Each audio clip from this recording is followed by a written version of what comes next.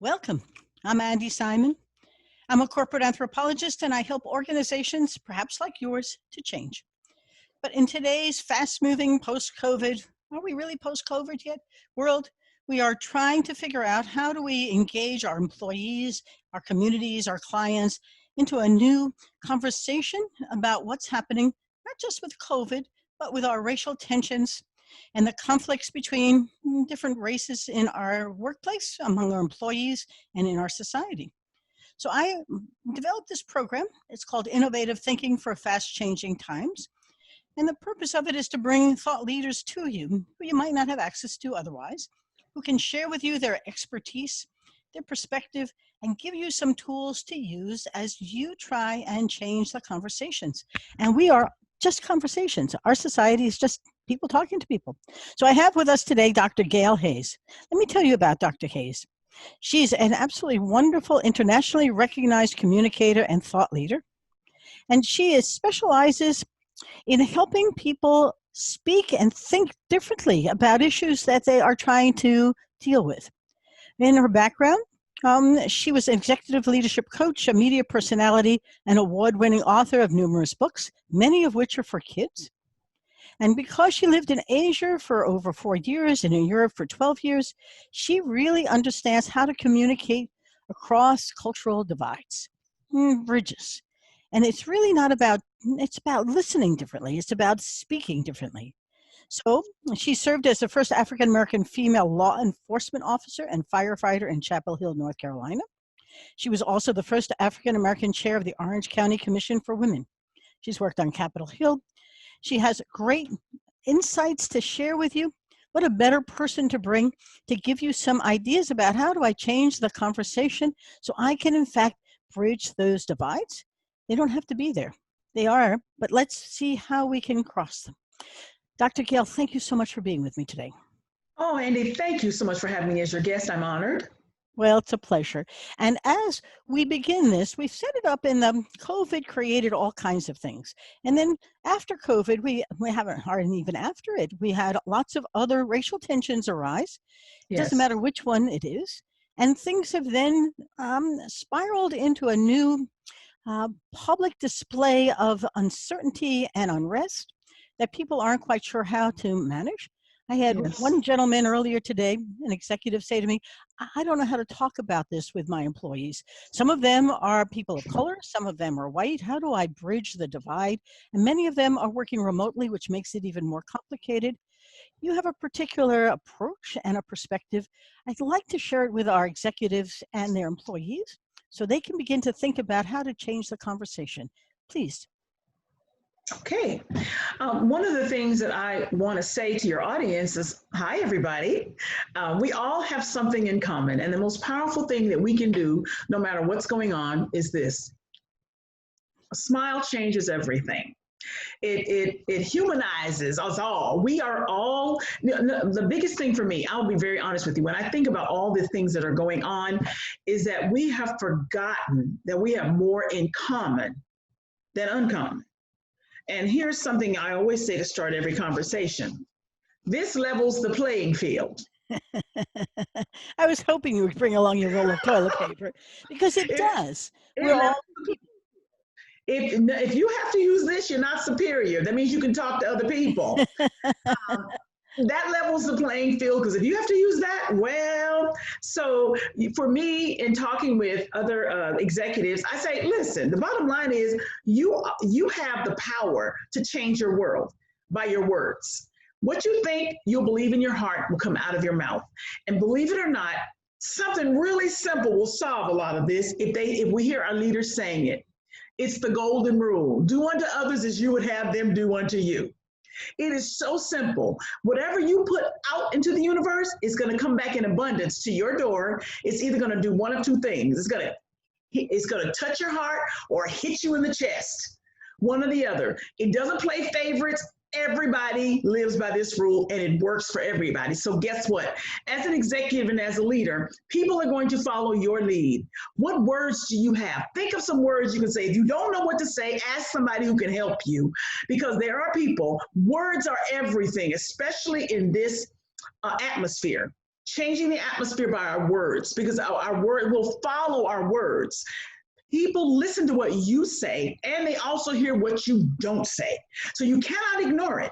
If you are a leader, you cannot ignore what's going on. But what you can say are things like, we're in this together. And you can say, believe it or not, listen, lean in. I need your help. Give me some input. Oh my God, do you know people want to contribute? Even if it's something you can't use, you have to at least acknowledge it. People want to be a part of the solution. They really do. They're afraid. And you as a leader, hello, it's on your shoulders. If you don't know what to say, ask someone else who can help you formulate the words to say to your people, because they're going to follow your lead. And that's really what it's about, Andi. Well, when you're thinking about it, if you're watching us today or listening, well, what does that mean? How do I change that conversation so you're in a learning phase? Mm-hmm. I often think of life as theater. All of life is a stage. Thank you, Shakespeare. Yes. Well, now you have to play a new role. Yes. Maybe not one that you're familiar with or comfortable with. Yes. Robert Redford can play lots of roles, or Vanessa Redgraves can change her roles. You can too, if you want to. All of our lives are conversations. Absolutely. So we now need a new conversational role to play. And you may need a little rehearsal time. You may need an executive coach, but you may need to stop and say, I need to change the conversation because my employees, are very important to me, and my community, my market is very important to me. So how do I speak in a different fashion? You've had lots of experience with this. Give the person listening some ideas about what kinds of conversations are healthy ones and which ones are never do again. Okay. Well, first of all, when you taught life as a stage, you need a new script. That's right. So that's right. Yeah, the first thing is everything revolves around the script. You can write a new script, but you may have to have help. Don't be afraid or ashamed to ask for help. If you know an awesome communicator, then you've got to get a communicator in your midst to help you create a new script. I have to say this, and I hope you take it in the way that it's meant. I didn't come to offend, but to inform. You might need to get a Black person. I mean, because oftentimes I see when corporations bring in consultants, they're usually white. Yes. And you need to get somebody who's different from you. I'm available. Get someone who's international. I mean, I'm being really serious. Get someone who can speak a language that everyone can understand. And so it's okay. It's no shame in you getting somebody to help, a good script writer. You know, you've got to change your language, and you might not know what to say because what you're then saying is not working for you. It's okay to get someone who has a different perspective that can help you bring a shift, if you will, to what you want to say, because you need help. And we all need help. So this is the time when we got to help each other with our words. We've got to help each other with our words. When you're doing it, though, don't think you also don't need rehearsal time. Oh. Yes, that's right. Because if you're going on stage with a new you, the rehearsal time is important. And it wouldn't hurt for you to bring a bunch of folks together to talk about. These are the things I'm thinking of. What are your thoughts? You cannot assume you know how they're going to react to you as a leader of a company. That's right. Mid-market company. You're a $50 million company. You have 100 employees or 1,000 employees, whatever it is. And they expect you to be the leader who, and you need a little time practicing with them so they too can now spread the word in some fashion. And you can also help them with a new conversation. So once you get into this rehearsal time, how do we begin to take it on and go live? Well, there is a saying, it says, there is safety in a multitude of counsel. And oftentimes when executives get in that room, they're by themselves and they think they're only bouncing their thoughts off of their own thoughts. Yes. You might have to expand your present circle. You may have to get a frontline employee in the room. You may have to get a mid-level manager in the room. You can't negate the people who are on the front line. That may be your solution. Yes. Because that way they have ownership. And get a representative. It's okay to have that, and they're sitting there in front of you. And then you have to be open to their contributions to the new script. Just because they may not speak it in the language that you are accustomed to, they may be speaking the language that you need to give to your troops or to your team. So I'm just saying you're going to have to be open. There's safety In other words, you're bringing safety is the biggest need for a lot of people in a multitude of counsel. Multitude means many. You can't just rely on your senior management team. They don't have all the answers right now, because if they did, you wouldn't be in crisis. You got to reach out and extend your circle to those people on the front line who are loyal, who are staying in place, who want to come to work, who want to go with you. They want you to cast that vision. They want to help you execute. You've got to value them in this hour and in this time. Now, having said that, you also need to be agile, listen, Yes. be humble and kind. Yes. This is a time not to be bold, because in some ways everyone is learning on the job. Yes. Nobody's quite sure anything that's coming out of this is going to be the way it used to be. And the new way, whatever that new normal is, isn't necessarily certain either. And humans want that certainty and the autonomy and the stuff that isn't here anymore. Yes. So the humble and kind mantra works, because if we're kind, our well-being gets better. Yes. And asking for help isn't such a hard thing to do, is it? No, asking for help shows them that you're human. Yes. Asking for help and saying to them, we're all in a new place. So therefore, I need your help. Here, and share with them, here's what I want things to look like. I know that we have to do something different because we're in different times.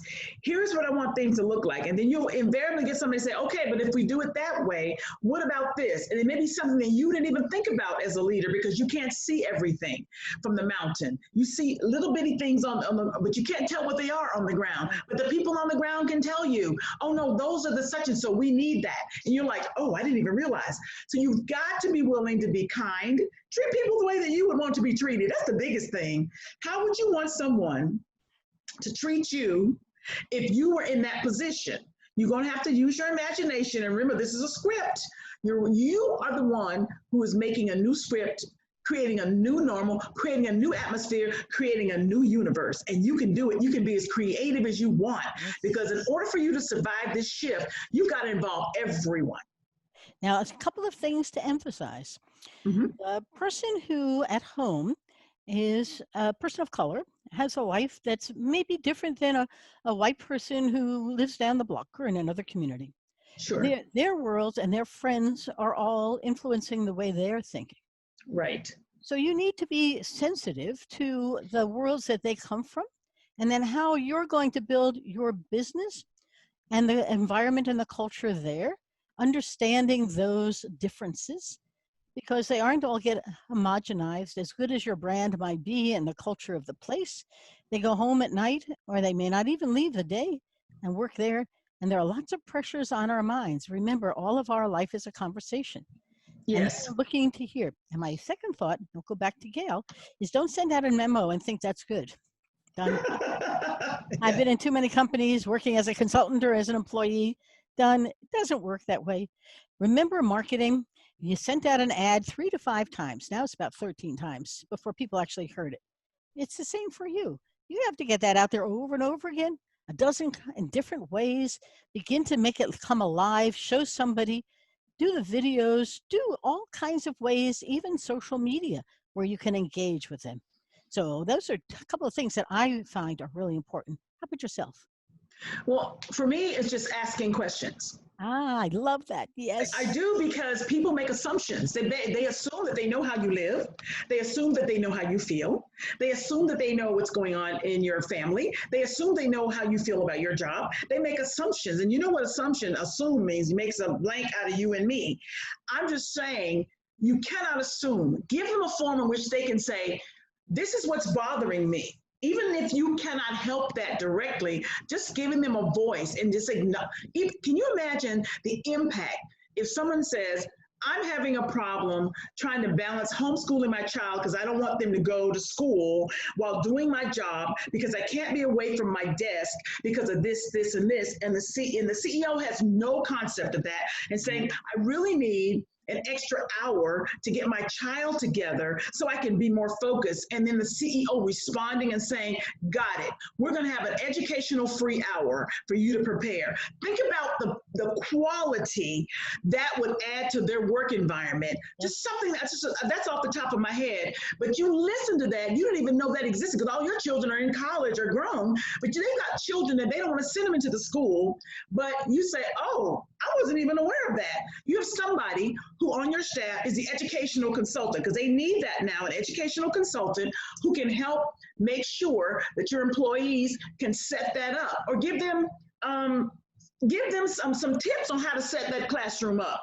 Or say, if you have school-age children, we'd like to donate give you a gift card to give them such and such a so. Small things, and your employees are like, oh my God, they care about me and my family. Yes. Right now, we need you to be family friendly, because a lot of people don't want to send their children to school and they got them right there with them, and you cannot do business as usual. This is a family thing. And think about this. When you love, that's showing love and concern, that employee, they hear their mother or their father talking about that company, and it creates a whole generational kind of a support for your brand. That's right. You can't buy that. What I'm saying is, you got to pay attention to those small things that make a difference. Now, we have spoken about as much as I would like right now, and I have a hunch people are going to be trying to get a hold of Dr. Gail Hayes to find out more of her wisdom. How can they do that, Gail? Because I do think that those who are listening get enough here to say, I can do this. And in fact, that's the whole intent. The idea of bringing you innovative ideas is, this is a time for some new ways of thinking about doing things, having conversations. Where can they reach you? Simple. Handleyourbusinessgirl.com. That's my website. There's a story behind that, but I won't tell you now. Handleyourbusinessgirl.com, or you can just Google me, Dr. Gail Hayes. I come up all over. I'm on social media at Dr. Gail Hayes, on Instagram and Twitter, and just search for me on LinkedIn, Dr. Gail Hayes. You can't miss it. I'm all over the internet. Been on the internet since 1997, so you can't miss it. And I would love to come to a corporation and help them write new scripts. That's my passion, changing those microaggressions into microaffirmations and changing the whole atmosphere of the culture. Because CEOs have to remember they can either influence or infect their atmosphere. And it's really their choice. Your choice. Well, these are fast-changing times. Some of us, like myself, love to help companies change. I used to say, if you want to change, have a crisis or create one. I never expected a crisis of this proportion, but I also know that you should never waste your crisis. And so, if nothing else, teach yourself some new skills. A little humble and kind might work really well. Just flip it around. Instead of being in the Oval Office and knowing it all, get out into the world that you are in, both for your clients and your customers and your staff, and begin to listen to them with a fresh set of, you're going to be an anthropologist for a while. What's happening? What's really happening? And how can I find the resources to help you do what you're going to? I love the idea of an hour for your education. We're talking to Carl Clark, who has said have an hour for your stress management. Put it on the calendar, set aside an hour. If you know you have an hour to deal with those stressful situations, you let the rest of the day go by with gratitude and joy. So interesting tools to use for fast changing times.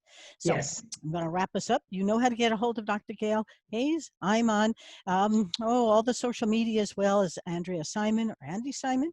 And our website is simanassociates.net. But I'm also delighted to bring this to you as a gift from all these thought leaders who want to share with you their wisdom, their knowledge, and do it so that you can do a better job. My job is to help you see, feel, and think in new ways. And I'm going to say thank you. Please stay healthy and smile a lot, because that is contagious. Even on Zoom. And I hope if we're smiling, you're smiling too. This is going to pass, and we're going to all get back together being one place with hope for all of us. Yes. You will. Goodbye now. Absolutely. Thank you.